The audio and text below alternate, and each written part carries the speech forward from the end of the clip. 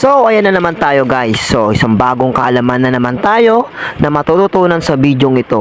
Kung ikaw ay may balak at nagpapagawa ng sarili mong bahay o building, is magandang kaalaman ito para sa iyo. Ang ginagawa dito is na nagtitesting tayo ng semento. So, bali ganito yung process guys kapag magubuo sa malalaking building. So, bali tinitest po natin muna dyan. Ito yung pinakaan nila. Kumukuha muna sila dyan guys ng konting semento para matesting kung maganda ba yung kalidad ng pagkakagawa sa semento. Bali yung semento na to guys is ready to mix na. So, hindi nilalagay dyan. Pagkalagay dyan guys is, ayun, magpupunta hanggang doon sa pinakataas. Bali, meron siyang hose yan. Yung pinaka-loob niyan, meron yung hose. Bali, yung makina na yun, didiretso doon sa may pinakaano niya, poste niya. Doon na siya re-recta ng lagay para mabilisan yung gawa. Bali, ganyan guys yung process pag gumagawa ng building na malalaki. Ready to mix na para hindi ganun kahirap. Yan guys, testing muna natin kung ano ba yung tsura nito. Kung maganda ba yung kalidad ng pagkakagawa ng semento. Yan. Testing po ni Kuya. Yan, nilalagay niya dito muna.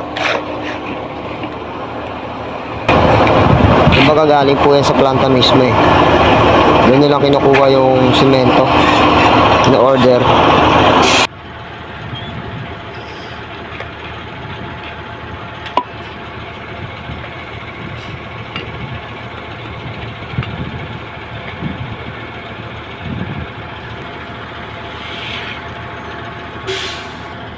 So bali ginagamit na pato ng metro.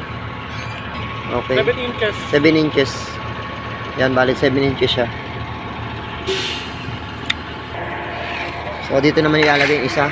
Dagdag kaalaman po, ang tawag dyan ay cylinder. So bakal po yan. 7 days, 14 days, saka 28 days. So malalaman natin kung gaano ba katibay yung pagkakagawa nila sa semento nila, pagkakamix.